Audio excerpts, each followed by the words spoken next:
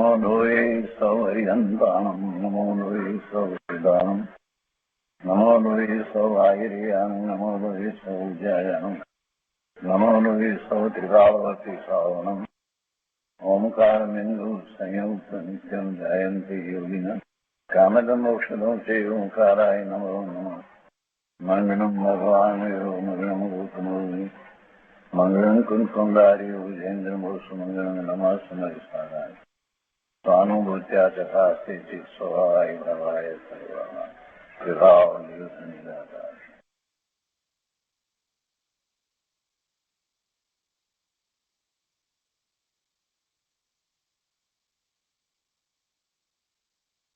कलश अमृत भगवान अमृतचंद्राचार्य रचित कलश अमृतનો સ્વાધ્યાય આપણે કરી રહ્યા છીએ। એમાં કળશ 207નો સ્વાધ્યાય ચાલે છે। આ કળશ સમયસારમાંથી તેમજ કળશ અમૃતમાંથી આપણે કર્યા પછીથી પૂજ્ય ગુરુદેવ કાંજી સ્વામીએ એનો જે વિસ્તાર કર્યો છે એનો ઘણો ભાગ કર્યો છે। શેષ ભાગ આજે લઈએ છીએ અને તે પછીથી પૂજ્ય ગુરુદેવ કળશ 208નો વિસ્તાર શરૂ કરશે। તો આપણે 208 કળશ પહેલા વાંચનમાં લઈએ છીએ। કુંકુંદાચાર્ય ભગવાનની ગાથા 348 પછીથી આ કળશ કહેવામાં આવ્યો છે અને ત્યાં એમ કહે છે કે હવે આ અર્થનું કળશરૂપ કાવ્ય કહે છે। એટલે જે અગાઉની ગાથા 346, 347, 348 એ બધી જે ગાથાઓ આવી એનો જે ભાવ અહીંયા કળશ 208માં અમૃતચંદ્રાચાર્ય ભગવાને મૂક્યો છે। તો કળશ 208ના શ્લોકાર્થમાં અહીંયા કહે છે કે આત્માને સમસ્તપણે શુદ્ધ ઈચ્છનારા બીજા કોઈ અંધોએ, બાલિશ જનોએ, બૌદ્ધોએ કાળની ઉપાધિના કારણે પણ આત્મામાં અધિક અશુદ્ધિ માનીને અતિવ્યાપ્તિને પામીને શુદ્ધ રુજુસૂત્રનયમાં રત થયા થકા ચૈતન્યને ક્ષણિક કલ્પીને આ આત્માને છોડી દીધો। જેમ હારમાંનો દોરો નહીં જોતા કેવળ મોતીને જ જોનારાઓ હારને છોડી દે છે તેમ આ દ્રષ્ટાંત આપ્યું। અને એના ભાવાર્થમાં પંડિત જયચંદજી છાબડા કહે છે કે આત્માને સમસ્તપણે શુદ્ધ માનવાના ઈચ્છુક એવા બૌદ્ધોએ વિચાર્યું કે આત્માને નિત્ય માનવામાં આવે તો નિત્યમાં કાળની અપેક્ષા આવે છે, તેથી ઉપાધિ લાગી જશે। કાળની અપેક્ષા આવે છે તેથી ઉપાધિ લાગી જશે। તો એમ કાળની ઉપાધિ લાગવાથી આત્માને મોટી અશુદ્ધતા આવશે એમ બૌદ્ધોએ માન્યું અને તેથી અતિવ્યાપ્તિ દોષ લાગશે। આ દોષના ભયથી તેઓએ શુદ્ધ રુજુસૂત્ર નયનો વિષય જે વર્તમાન સમય, રુજુસૂત્ર નય એટલે કે એમાં જે વર્તમાનમાં જે છે એને જ માન્ય ગણવામાં આવે છે એ રીતે છે। તો અહીંયા આ નિત્ય માનીએ તો અનંતકાળ થાય અને અનંતકાળ થાય તો પછી એમાં એમ કે અતિવ્યાપ્તિ થાય। અનંતકાળ એટલે વ્યાપ્તિ ઘણી થઈ એ પ્રમાણે તો એ દોષ ન આવવો જોઈએ એટલા માટે એમણે જે વર્તમાન જે છે ને એને જ માન્યું એમ કહેવાનો આશય છે। અતિવ્યાપ્તિ દોષ લાગશે તો આ દોષના ભયથી તેઓએ શુદ્ધ રુજુસૂત્ર નયનો વિષય જે વર્તમાન સમય તેટલો જ માત્ર ક્ષણિક જ આત્માને માન્યો। એમ કે અનંતકાળથી આત્મા આત્મા આત્મા આત્મા આત્મા આમ તો પછી અતિવ્યાપ્તિ થઈ ગઈ આત્માની, એટલે એ નહીં એમ એને બદલે વર્તમાનમાં જે છે તે જ આત્મા એમ માન્યો। કેમ કે એમ માનતા અશુદ્ધિ આવશે એવી એમની માન્યતા પછી કે તેટલો જ માત્ર ક્ષણિક જ આત્માને માન્યો અને નિત્ય અનિત્ય સ્વરૂપ આત્માને ન માન્યો। આમ આત્માને સર્વથા ક્ષણિક માનવાથી તેમને નિત્ય અનિત્ય સ્વરૂપ દ્રવ્ય પર્યાય સ્વરૂપ સત્યાર્થ આત્માની પ્રાપ્તિ ન થઈ। એટલે આત્માનું જેવું સ્વરૂપ છે એવું સ્વરૂપ એમને પ્રાપ્ત ન થયું। નિત્ય અને અનિત્ય, પર્યાય અનિત્ય, દ્રવ્યથી નિત્ય, માત્ર ક્ષણિક પર્યાયમાં આત્માની કલ્પના થઈ પરંતુ તે આત્મા સત્યાર્થ નથી। અને અહીંયા ઉદાહરણ સમજાવ્યું છે કે મોતીના હારમાં દોરામાં અનેક મોતી પરોવેલા હોય છે.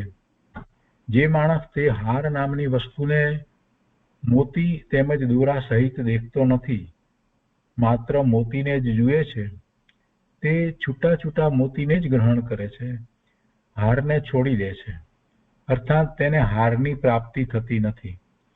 તેવી રીતે જે જીવો આત્માના એક ચૈતન્ય ભાવને ગ્રહણ કરતા નથી અને સમયે સમયે વર્તના પરિણામ રૂપ ઉપયોગની પ્રવૃત્તિને દેખી આત્માને અનિત્ય કલ્પીને ઋજુસૂત્ર નયનો વિષય જે વર્તમાન સમય માત્ર ક્ષણિકપણું તેટલો જ માત્ર આત્માને માને છે, અર્થાત જે જીવો આત્માને દ્રવ્ય પર્યાય સ્વરૂપ માનતા નથી, માત્ર ક્ષણિક પર્યાય રૂપ જ માને છે, તેઓ આત્માને છોડી દે છે, અર્થાત તેમને આત્માની પ્રાપ્તિ થતી નથી. તો આ જે બૌદ્ધ માન્યતામાં જે મોટો દોષ આવે છે, સ્વરૂપની પ્રાપ્તિ નથી થતી, આ બધી વાત અહીંયા આચાર્ય ભગવાને આ કળશમાં સમાવી દીધી. કળશ અમૃતમાં પંડિત રાજમલજીએ ખંડાન્વય સહિત જે અર્થ કર્યો છે તે આપણે લઈએ છીએ. ખંડાન્વય સહિત અર્થમાં અહીંયા કહે છે કે એકાંતપણે જે માનવામાં આવે તે મિથ્યાત્વ છે. એ જીવ નાના પ્રકારનો અભિપ્રાય છે, જેમનો એવા જે મિથ્યા દ્રષ્ટિ જીવો છે તેમનાથી વિદ્યમાન શુદ્ધ ચૈતન્ય વસ્તુ સધાય નહીં. એમણે શુદ્ધ ચૈતન્ય વસ્તુને સાધી નહીં, એ સાધી શક્યા નહીં. મિથ્યા દ્રષ્ટિ કેવા છે એકાંતવાદી? દ્રવ્યાર્થિક નયથી રહિત, વર્તમાન પર્યાય માત્રમાં વસ્તુરૂપ અંગીકાર કરવા રૂપ એકાંતપણામાં મગ્ન છે. એક સમય માત્રમાં એક જીવ મૂળથી વિનસે છે, અન્ય જીવ મૂળથી ઉપજે છે, એવું માનીને બૌદ્ધ મતના જીવોને જીવ સ્વરૂપની પ્રાપ્તિ નથી તથા મતાંતર કહે છે. કોઈ મિથ્યા દ્રષ્ટિ એકાંતવાદી એવા છે કે જેઓ જીવનું શુદ્ધપણું માનતા નથી, સર્વથા અશુદ્ધપણું માને છે, તેમને પણ વસ્તુની પ્રાપ્તિ નથી એમ કહે છે. અનંતકાળથી જીવ દ્રવ્ય કર્મો સાથે મળેલું જ ચાલ્યું આવ્યું છે. અનાદિના કર્મ છે, ભિન્ન તો થયું નથી એમ માની તે જીવમાં અધિક અશુદ્ધિ માને છે, અર્થાત જીવ દ્રવ્ય અશુદ્ધ છે, શુદ્ધ છે જ નહીં એવી પ્રતીતિ કરે છે જે જીવો, તેમને પણ વસ્તુની પ્રાપ્તિ નથી. મતાંતર કહે છે. એકાંત મિથ્યા દ્રષ્ટિ જીવ કોઈ એવા છે કે જેઓ કર્મની ઉપાધિને માનતા નથી, જીવ દ્રવ્યને સર્વકાળ સર્વથા શુદ્ધ માને છે, તેમને પણ સ્વરૂપની પ્રાપ્તિ નથી. કેવા છે એકાંતવાદી? તો કે સ્યાદવાદ સૂત્ર વિના સકળ કર્મના ક્ષય લક્ષણ મોક્ષને ચાહે છે, તેમને પ્રાપ્તિ નથી. અને પછી આ હારનું દ્રષ્ટાંત અહીંયા લીધું છે. તો એ રીતે આ 208 કળશ છે અને 207 કળશનો વિસ્તાર ચાલી રહ્યો છે. આપણે જે બૌદ્ધ માન્યતા જે છે એનું ખંડન કરવામાં આવ્યું છે, તો એની વાતને હવે આજે આગળ લઈએ છીએ, 207ની વાતને. અને એમાં આજે વાત આવશે કે બૌદ્ધ મતનો જીવ કહે છે તે તો મહાવિપરીત છે. તે કયું વિપરીતપણું?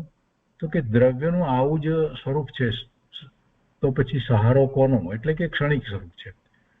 અવસ્થા તેના અંશ, અર્થાત એક દ્રવ્યની અનંત અવસ્થા એવો ભેદ છે, અર્થાત કોઈ અવસ્થા વિંસે છે અને કોઈ અવસ્થા ઉપજે છે, એવો અવસ્થા ભેદ વિદ્યમાન છે.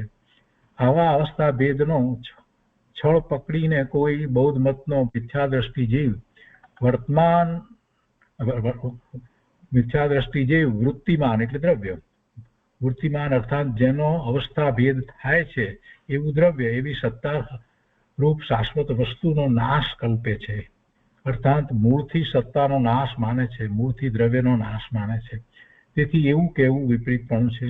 ભાવાર્થ આમ છે કે બૌદ્ધ મતનો જીવ પર્યાય માત્રને વસ્તુ માને છે, પર્યાયને વસ્તુ માને છે. પર્યાય જેનો છે એવી સત્તા માત્ર વસ્તુને માનતો નથી. આ જેની પર્યાય છે એવા દ્રવ્યને એ માનતો નથી. માટે આવું માને છે તે મહા મિથ્યાત્વ છે. તો એ બધો વિસ્તાર આજે પૂજ્ય ગુરુદેવ કરે છે, તે આપણે લઈએ. કળશ પ્રવચન ભાગ 6, પાના નંબર 269. અહીંયા બીજા પેરેગ્રાફથી આગળ ગુરુદેવ આપણને સમજાવે છે કે આવો ભાવ સ્યાદવાદ સાધી શકે છે. એટલે જે પહેલા સમજાવવામાં આવ્યું જે જૈન મત પ્રમાણે એવો ભાવ.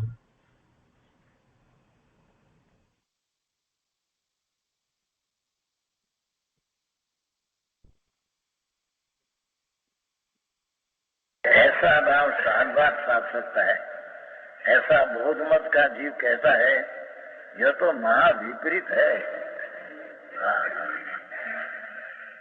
जे पर्याय किया दूसरी पर्याय भोगवी तो कि जीव ही दूसरा हो गए तो कहते हैं. जे पर्याय किया ये जीव, दूसरी पर्याय तो जीव ही न रहा, कहते हैं. ऐसे नहीं, पर्याय दूसरी हुई है, जीव तो द्रव्य तो ही है. हाँ, समझ में आया. ये पर्याय विचार किया अवस्थांतर से, वो पर्याय कर्म का उदय काल तो ये पर्याय रही नहीं, बंद काल के वक्त अवस्था ही है. नया बंद पड़ते ही समय अवस्था है. अरे बंद का उदय आया जाए, उदय आया ત્યારે તો બંધ है नहीं, बंद है नहीं એટલે ये बंद रूप न रहा तो उदय आया. बंद रूप तो सत्ता रूप रह गई एक वस्तु. उदय आया ये तो सत्ता में से प्रकट हुआ.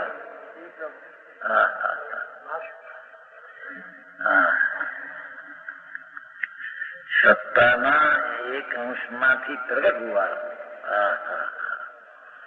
तो ये वक्त है, ये अवस्थांतर से, ये अवस्था से बंधा था, ये अवस्था तो है ही नहीं अभी. तो उदय काल में तो दूसरी अवस्था से भोगे. जीव द्रव्य तो यही है, परिणाम दूसरा हुआ पर जीव द्रव्य दूसरा हो गया. ये क्षणिक मत कहते हैं. करने काल का जीव दूसरा और भोगने काल का जीव दूसरा, एम कहते हैं.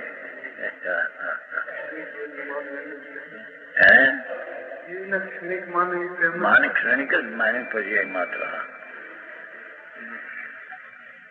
बड़ी भाषा ऐसे कहे, एक समय का जीव है, दूसरे समय में संस्कार डालकर जाता है, ऐसा कहे.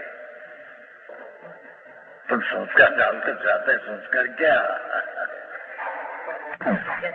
छोड़ जाते है, खबर है नहीं. तो कहते हैं लोग संस्कार छोड़ जाते है. क्या छोड़ जाते એટલે સમજે નાખી ત્યારે પણ બે ભીને એમાં નાખ્યા ક્યાં કિસે.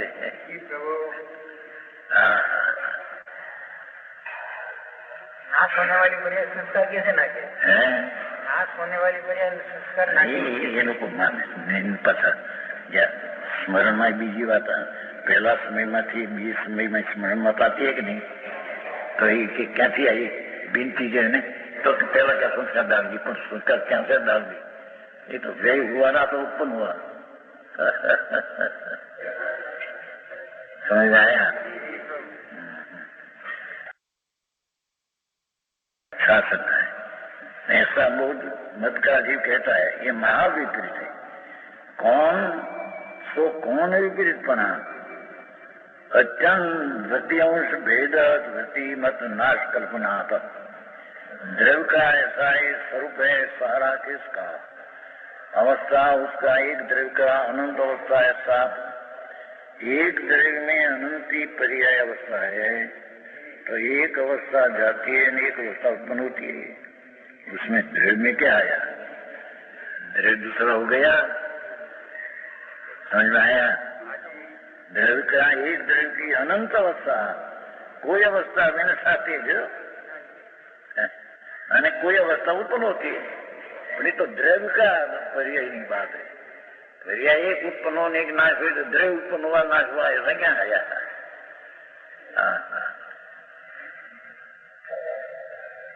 हाँ, ऐसा अवस्था भेद विद्यमान है।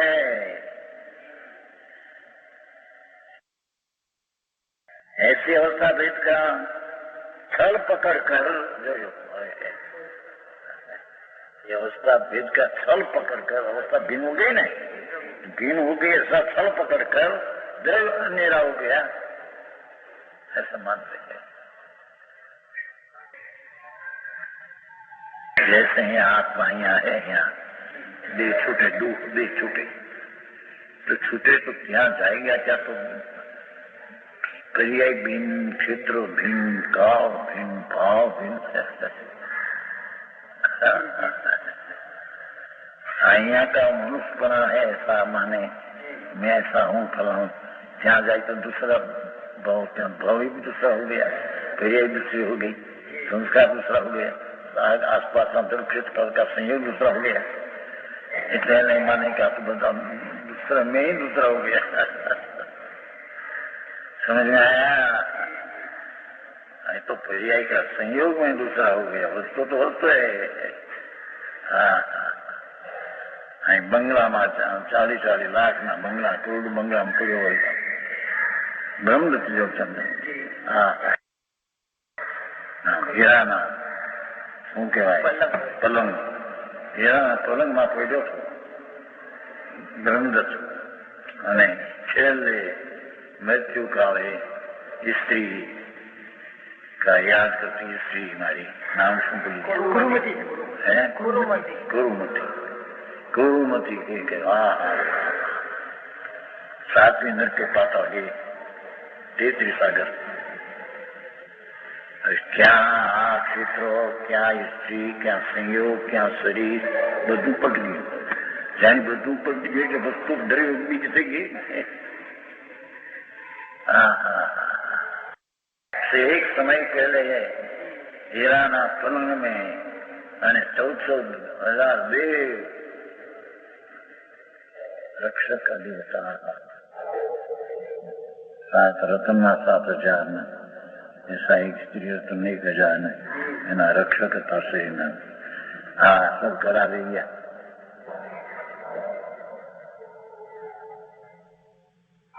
साथ में नरक। हाँ, 700 वर्ष उसकी तिथि थी। तो 700 वर्ष का श्वास है, श्वास यानी श्वास गणों। चक्रवर्ती को कहीं 700 वर्ष नहीं था, ये तो पीछे। तुम 700 वर्ष का श्वास लो गिनो तो एक एक श्वास में फल में 7वें नरक में तुल्योपम अनेक तुल्योपम दुख हुआ। क्या किया समझ में आया? क्या धनजी बहन करो ये बात करी थी, બધું યાદ રહે નહીં। मैं 11,56,000 जी क्या किया? 700 वर्ष या 700 वर्ष तो उसका श्वास में जितना श्वास है न, तो एक श्वास ना फल में 11,56,000 तुल्योपम ना दुख है। એ વખતે કયું હતું માહિતી બધું યાદ રહેશે। હા, આખી વાત કરી ગઈ બધું સ્થિતિ શ્રી ભગવાન ધ્રુવ તો પડી હતી અંદર।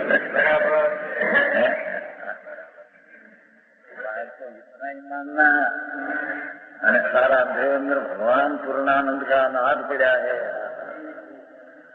ये ऊपर दृष्टि न करना, ये पर्याय मूढ़ ज्ञानी है। ये बहुत मती कहो, पर्याय मूढ़ ज्ञानी कहो। समझ में आया?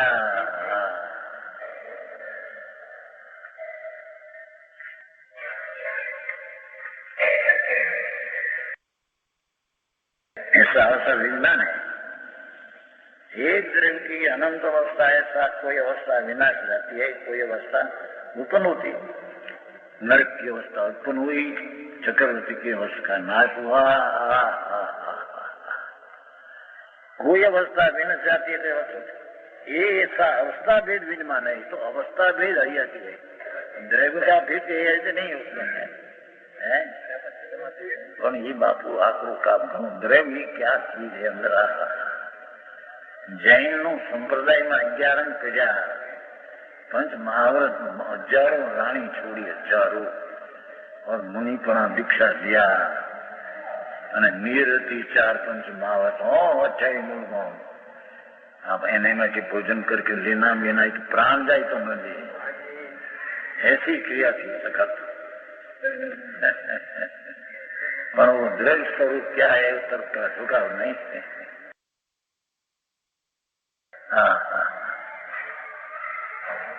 द्रव्यार्थी क्या विषय द्रव्य क्या है सीखी तो गयो द्रव्यार्थी की नहीं प्रजाति की नहीं है ज्ञान पढ़े तो सुने आता ये बात है पर वो चीज का पत्ता न लिया अंदर मुखों का।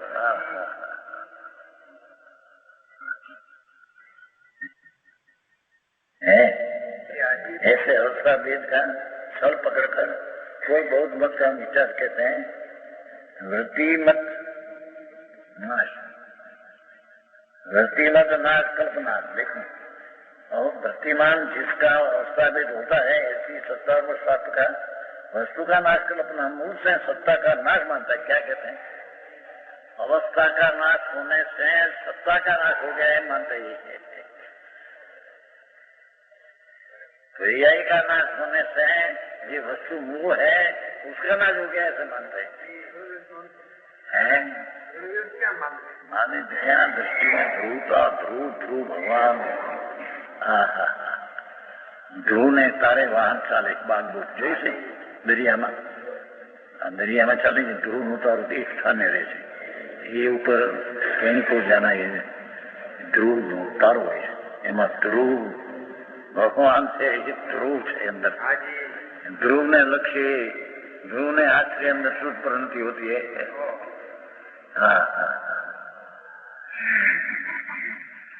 समझ में आया तो उसमें भी प्रणति पलटती है पर ध्रुव तो ऐसा नजर रहता है।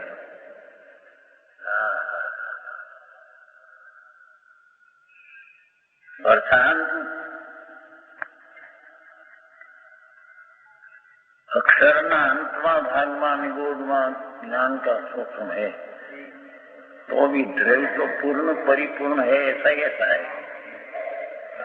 और केवल ज्ञान होता है अनंत अनंत अनंत अनंत तरण काल तरण लोक ज्ञान है पर्याय तो भी द्रव्य तो पर्याय इतने हीन हो गया है क्रिया इतनी प्रकट हुई तो द्रव्य में कमी हो गई है ऐसा है नहीं।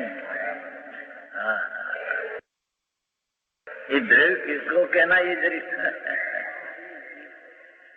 अक्षर ने अनंत में भागे निगोध की पर्याय है तो त्या द्रव्य पुष्ट है विशेष अल्प खिल है विकास पुष्ट ऐसा ही नहीं और केवल ज्ञान हुआ पूर्ण तो त्या अधूरा हीन हो गया दिशा वस्तु की स्थिति ऐसी वस्तु तो ऐसी नहीं स्थिति का समझ में आया। वस्तु में कमी बेसी होती नहीं पर्याय में कमी बेसी होने से वस्तु में कोई कमी बेसी होती ऐसी है अति શું चीज છે આ चमत्कार नहीं केवल पर्याय उत्पन्न हो महा महा तो पण के द्रव्य तो जैसा ऐसा ऐसा पर्याय आएगा से इतनी बड़ी बार आई तो द्रव्य ऐसा ऐसा अक्षर ना अंत में भागे तो द्रव्य ऐसा ऐसा क्या है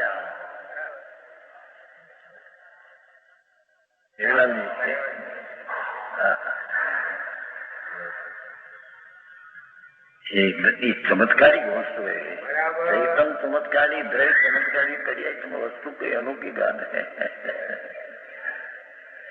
केम कैसे अंदर से जब अंदर मत अनंत चतुर्थ शक्ति रूप है ध्रुव उसमें व्यक्त रूप अनंत चतुर्थ हुआ केवल को अनंत ज्ञान अनंत आनंद अनंत व्यक्त तो त्या कहीं कमी हुई है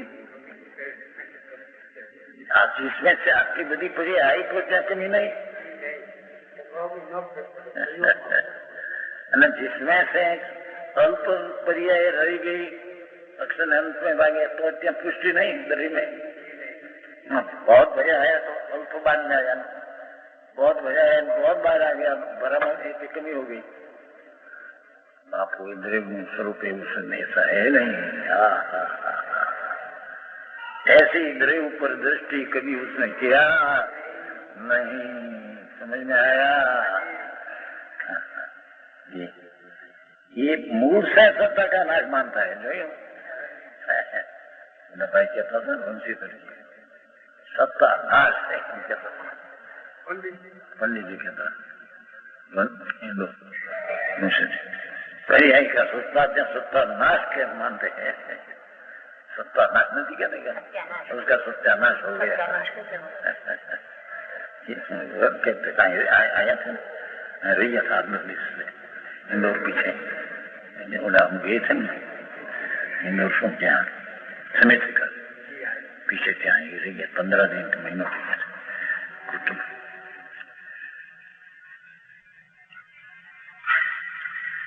आप पर्याय का नाश होने से सत्ता का नाश सारा मानते हैं।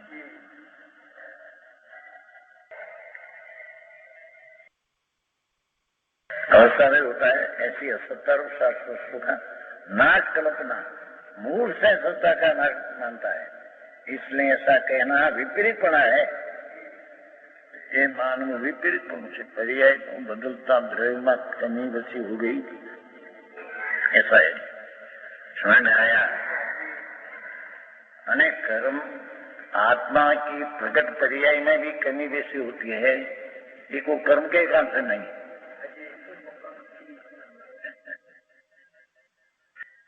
समझ में आया? ज्ञान की कम हीणी दशा हुई तो ज्ञानावरणी का बहुत उदय का छोर है तो हुई, ऐसा नहीं। बराबर। अपनी पर्याय की योग्यता से कमी हुई है और अपनी पर्याय की योग्यता से वृद्धि हुई है। एक तो कर्म नो निमित्त कहीं थाई नहीं मानना, बड़ी पर्याय में कमी बेसी होती है तो द्रव्य में कहीं कमी बेसी होती नहीं। आत्म चीज है, अद्भुत आश्चर्य चीज है ऐसी है। भावार्थ इस प्रकार है कि बौद्ध मत का जी पर्याय मात्र को वस्तु मानता है, बस इस पर्याय ऊपर दृष्टि तो पर्याय मात्र को आप मानता है। पर्याय जिसकी है, पर्याय जिसकी है ऐसी सत्ता मात्र वस्तु को नहीं मानता। इस कारण ऐसा मानना है सो महाविख्यात है।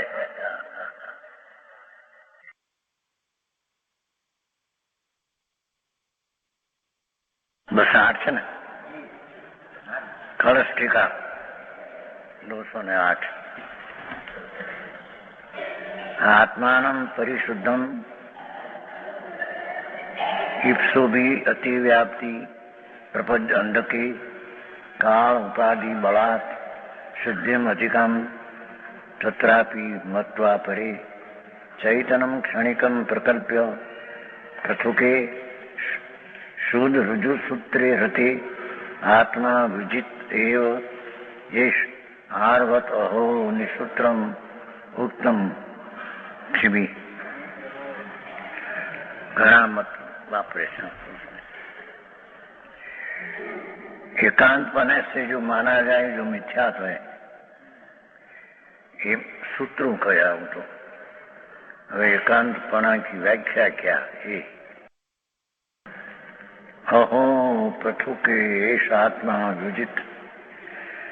अहो जीव पृथुक नाम अनेक प्रकार का विपरीत अभिप्राय ऐसा मिथ्या दृष्टि जीव अनेक प्रकार का विपरीत मिथ्या भाव है क्या?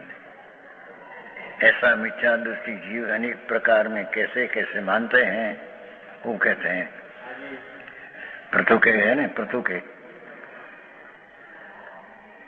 ये विद्यमान ऐसे मानने वाले को एकांत मानते हैं, कोई पर्याय मानते हैं, कोई द्रव्य मानते हैं, कोई अशुद्ध है आत्मा त्रिकाल है मानते हैं, कुछ त्रिकाल शुद्ध है पर अशुद्ध पर्याय में ऐसे नहीं मानते हैं।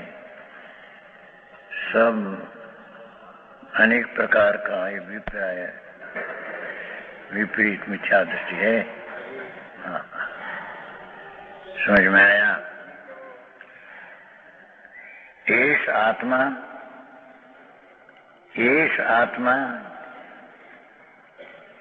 आत्मा शुद्ध चैतन्य वस्तु है,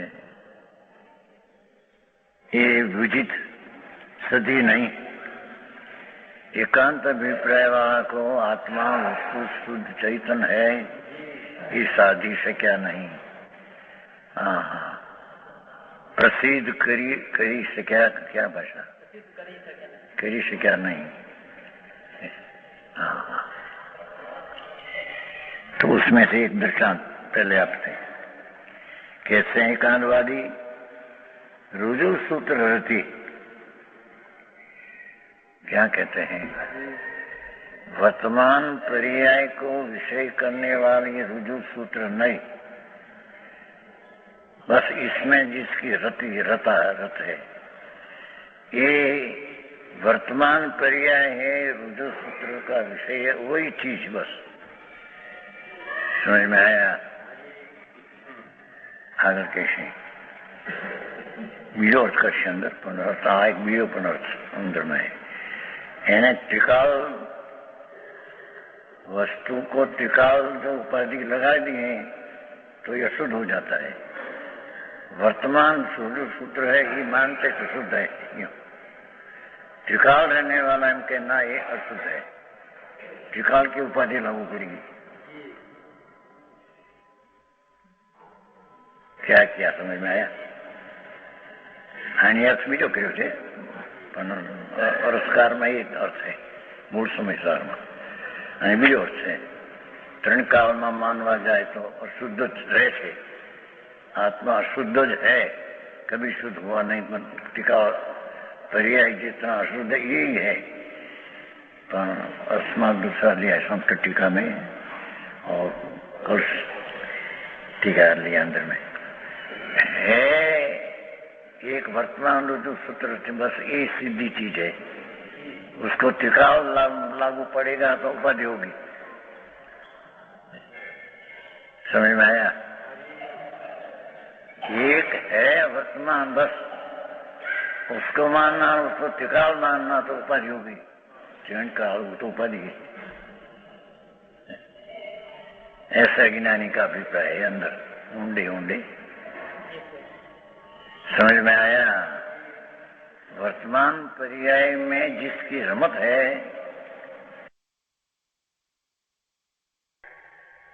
ज्ञान आदि के राग आदि में रमत में जो है एने इतना ही आत्मा लगता है कि ये आत्मा इतना है,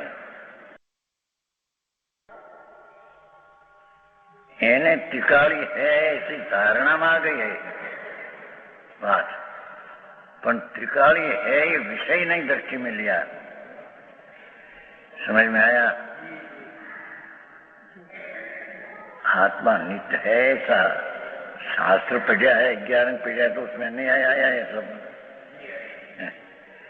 कहाँ वो वर्तमान पर्याय में त्रिकाली द्रव्य का जो ज्ञान होना चाहिए ये सन्मुख होकर इसकी प्रतीति भास ज्ञान में आई करके प्रतीति होनी चाहिए, ये चीज नहीं तो उसके त्रिकाली आत्मा को माना ही नहीं। समझ में आया? घणो विषय भाव।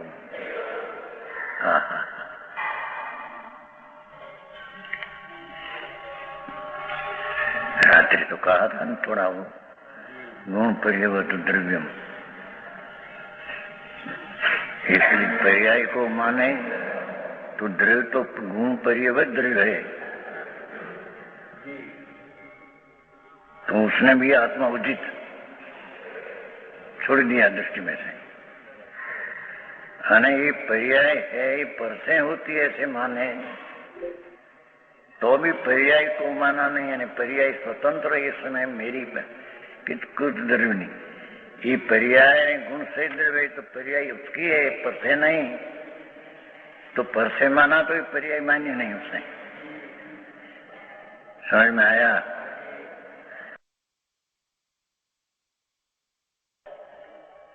हेम के अपने पर्याय में विकार होता है तो कर्म से होता है। हेम मानने वाले को वर्तमान पर्याय है स्वतंत्र उत्पाद, ते उत्पाद ने व्यय सहित गुण से द्रव्य मान्या नहीं। समझ में आया? सूक्ष्म है भाई। आम तो अनंत बार भीणो से 11 भीणो નથી ત્યાં નથી पढ़ी 11 सब शास्त्रन के न यथारी है मत मंडन खंडन भेद लिए और साधन वार अनंत किए तदपि कछु हाथ हजू न पीड़ो।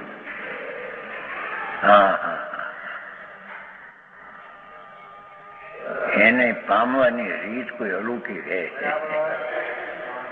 ये पर्याय में बिल्कुल पर्याय जितना माने उसका अर्थ कि ये दृढ़ ध्रुव है, ये तरफ उसका झुका हुआ नहीं। समझ में आया? ये कहे न रुजु सूत्र सीधो वर्तमान पर्याय ने माने रुजु सीधो सरल છે। रुजु सूत्र है, रुजु सूत्र હતો शुद्ध નો अर्थ द्रव्यार्थिक नहीं से रहित, त्रिकाल से रहित वर्तमान पर्याय में रप, ये रुजु सूत्र नहीं में रप એને आत्मा छोड़ दिया। समझ में आया? हाँ, रुजु सूत्र नहीं तो वर्तमान परिणाम कोई मानता नहीं। समझ में आया? एक ही एकांत क्या ये पर्याय रुजु सूत्र का एक विषय सीधा उसको टिकाव लागू पाड़ना अथवा ये पर्याय वर्तमान है ऐसा कोई टिकाव चीज है ऐसी उपाधि लगाना ये मिथ्या अज्ञान है, एम मानते अज्ञानी। समझ में आया?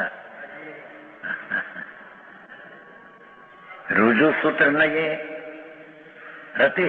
हाँ ये तो वर्तमान पर्याय में रुजु सूत्र का विषय है परिणाम वर्तमान बस ये में रथ है। हाँ हाँ पर वो पर्याय में स्वज्ञ जानने की ताकत है, ऐसी पर्याय में वर्तमान पर्याय इतनी उसने माना, पर वो पर्याय में तिकारी को जानने की ताकत है ऐसा सही परिणाम को माना नहीं। समझ में आया? आचार्य केवू रुजु सूत्र એટલે વર્તમાન સીધું દેખાય બસ એટલું। आडे वળી व्यक्तिकाल ने शुद्ध ध्रुव है आ क्या उपाधि एम अज्ञानी अंतर मान्यता में ऐसा सल पड़ा है। समझ में आया? रुजु सूत्र है ना रति એને शुद्ध वर्तमान पर्याय मात्र में वस्तु अंगीकार करने रूप एकांतपने से मग्न है ये रुजु सूत्र। पर्याय नहीं जिसकी पर्याय है ये चीज क्या है ये ऊपर उसकी दृष्टि नहीं। समझ में आया? रुजु सूत्र नहीं है, रुजु सूत्र नहीं वर्तमान पर्याय को जानते बस मानते કીધું નહીં તો અર્થ કર્યો પછી કે रुजु सूत्र દ્રવ્યાર્થિક नहीं रही એકલો દ્રવ્ય સહિત रुजु सूत्र माने तो यथाર્થ है। त्रिकाली द्रव्य सहित पर्याय को माने तो यथार्थ है। त्रिकाली द्रव्य को न मानकर वर्तमान पर्याय को माना तो द्रव्यात्मिक नहीं से रहित रुजु सूत्र ये पर्याय समझ में आया। मार्ग सूक्ष्म है भाई, बहुत अलौकिक बात है। એને कभी पता लिया ही नहीं अंतर। वास्तविक पर्याय को भी माना नहीं है कि वास्तविक पर्याय को माने तो पर्याय का विषय द्रव्य तो उनका विषय आता ही है ना स्वभाव में। वर्तमान ज्ञान की पर्याय में ज्ञेय द्रव्य का प्रकाश होता ही है अंदर, पर पर्याय को ये सार्थिक देना माने वर्तमान अंश है बस सीधा इतना ही अंश में ताकत है अंदर उसको जानने की। एक बात सब छोड़ दिया, समझ में आया। તેથી તે રુજુ સૂત્રમાં વર્તમાન પૂર્તિમાં वर्तमान है ना जो रुजु सूत्र ने व्याख्या करी, वर्तमान पर्याय मात्र में वस्तु रूप विचार करने ये ज वस्तु बस। अंदर गुण त्रिकाल है कि द्रव्य त्रिकाल है? गुणी त्रिकाल है ना, गुण द्रव्य त्रिकाल है। हाँ तो एक समय की पर्याय मात्र, इसमें मैंने अपन त्रिकाली गुण है। ये ध्रुव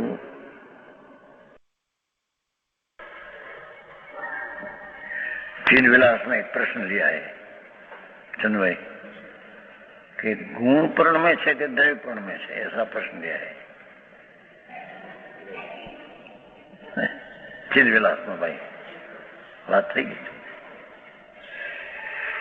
कि गुण नहीं द्रव्य पर्ण में से। गुण तो भेद अनंत गुण है, तो एक एक गुण पर्ण में द्रव्य न पर्ण में तो थी थी, द्रव्य प्रणमता गुण प्रणमते हैं। क्या क्या कहते हैं कि पर्याय में द्रव्य का ज्ञान हो तो द्रव्य प्रणमते हैं, तो ध्रुव का भी ज्ञान हुआ और वर्तमान पर्याय भी ज्ञान का हुआ, तो निर्विकल्प ज्ञान हुआ हो तो। हाँ, राग का अवलंबन सिवाय अलावा एक पर्याय और ध्रुव कायम रहने वाला गुण, ये गुण और पर्याय ये प्रणमते हैं कौन? गुण नहीं। समझ में आया? द्रव्य प्रणमते गुण प्रणमता है नहीं। आया चिन्हविलास में है बताया नहीं, चिन्हविलास में भाई दीप संजीकृत उसमें चर्चा हो गई। यहाँ ये जेने वर्तमान ने माना तो आप परिणमन किसका है? द्रव्य प्रणमय तो प्रणमते है, ये द्रव्य को तो मान्य नहीं उसकी। हाँ दया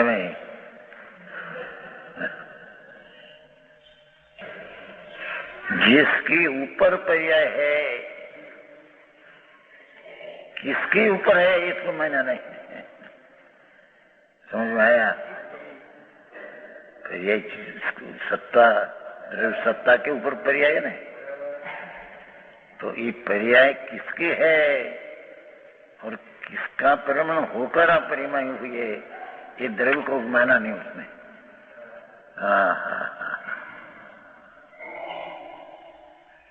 पर्याय रुजु सूत्र बस वर्तमान पर्याय को एकांत होने से मग्न है बस। ये तो वर्तमान पर्याय में चाहे तो दया दान व्रत भक्ति आदि पर्याय है बस, एम मग्न है। पर वो पर्याय जिसका परिणमन है द्रव्य का परिणमन है, ये द्रव्य की पर्याय है। गुण पर्याय द्रव्यम ये द्रव्य की पर्याय है, ये द्रव्य पर दृष्टि न किया। समझ में आया? द्रव्य का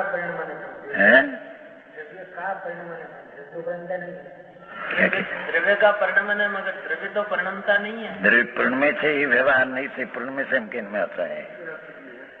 द्रव्यार्थिक नहीं से तो द्रव्य है, पर प्रणमते ही द्रव्य परिणमय हम कहने में आता है। બહુ વાત.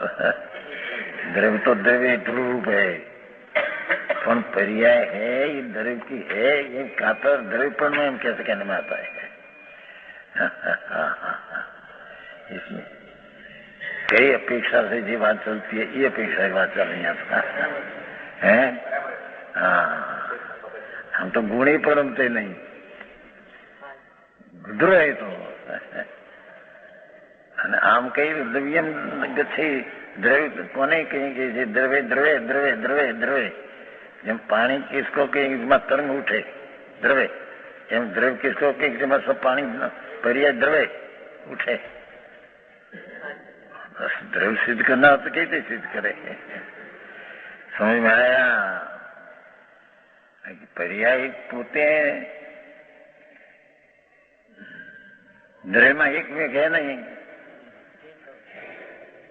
द्रव्य से हुई नहीं नीचे से तो. ये बात समझ में आया. वो तुलसी बीज गाथा में लिया है ना, जय सनातन टीका नहीं, कि ध्यान जो है द्रव्य से अभिन्न जो हो तो ध्यान की पर्याय का नाश होता है तो वस्तु का नाश हो जाए.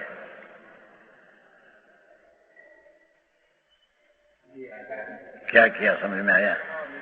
320 जय सनातन टीका समय सा राग तो नहीं, या तो ध्यान जी मोक्ष का मार्ग ध्यान. ये ध्यान की पर्याय भी द्रव्य में अभेद नहीं. समझ में आया. जो अभेद हो तो ध्यान की पर्याय का तो नाश होता है. मोक्ष तो पर्याय का नाश होता है, न भेद हो तो द्रव्य का भी नाश हो जाए. हमारी पर्याय भी द्रव्य से कथनचित भिन्न ऐसा लिया. क्या तो क्या ऐसा लिया कथनचित भिन्न लिया है, बाकी है तो सरता भिन्न. पर जरी इस चीज को मैं आखिरी पड़े. हाँ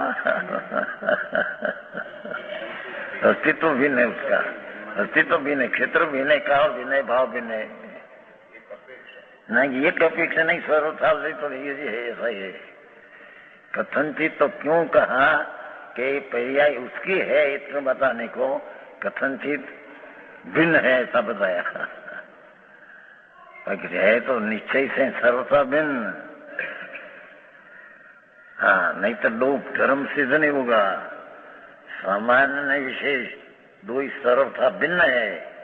विशेष विशेष से है, समान समान से है. ऐसी बात एक बीजानी अपेक्षा रखो तो सिद्ध नहीं होगा. सिद्ध करवा से नहीं आई तो एक वस्तु पण क्यारे कई रीते कि तो पर से जूदो पाड़ने को एक वस्तु है एम कहना है. पर उसका दो भाग पाड़ना है तो बे दिन स्वतंत्र है. यही बात है. समझ में आया. स्वरूप भिन्नता से काम चल जाता है तो प्रदेश भिन्नता क्यों कहें. प्रदेश भिन्न है कि नहीं. जरी सूक्ष्म पर से पर्याय का अंश जो है जितना क्षेत्र में से उत्पन्न हुआ, कोई उसको कोई क्षेत्र है कि नहीं, कि पर्याय क्षेत्र बिना द्रव्य का क्षेत्र ध्रुव है और पर्याय का क्षेत्र इतना भिन्न ध्रुव है. वो तो कहा नहीं विश्वनाथ संवर्ण अधिकार है ત્યાં તો વિકાર ને લઈ આए. પણ નિવાસી का समझ क्या निवासी चिदविलास निवासी पान पर्याय का क्षेत्र पर्याय से है, द्रव्य का क्षेत्र पर्याय से भिन्न है. आई बातों से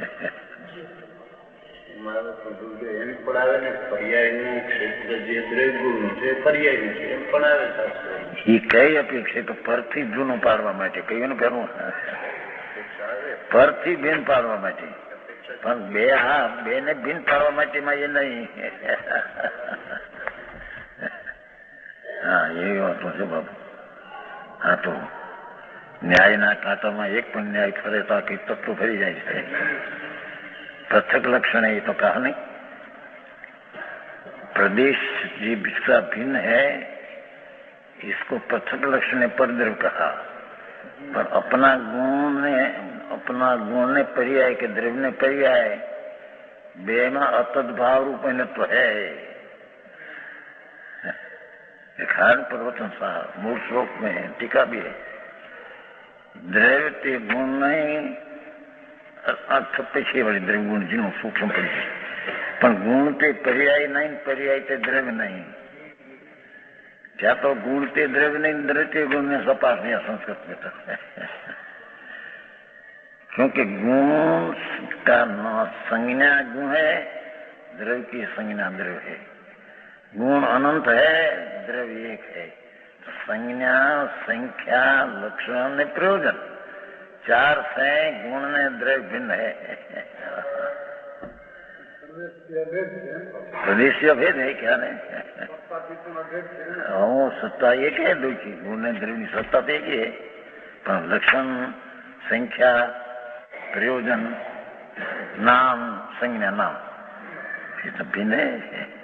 आ तो साधवाद मार्ग वितराग नो बापू बहु अलौकिक है. तो પછી પર્યાયનું નામ સંજ્ઞા લક્ષણ સંખ્યા અને પ્રયોજન પર્યાયનું ભિન્ન છે. દ્રવ્યને ગુણની સત્તાના પ્રદેશ એક है, દ્રવ્યને ગુણની સત્તાના પ્રદેશ એક है, છતાં સંજ્ઞા લક્ષણ પર્યાય ભિન્ન है. પર્યાયનું ક્ષેત્ર અને ગુણનું ક્ષેત્ર ભિન્ન है. તો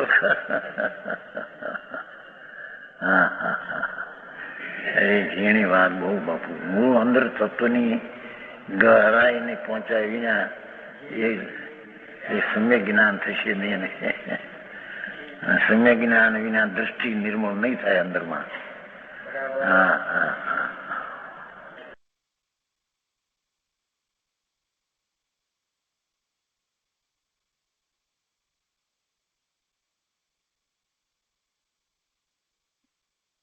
આજનો સ્વાધ્યાય અહીંયા સુધી રાખીએ છીએ.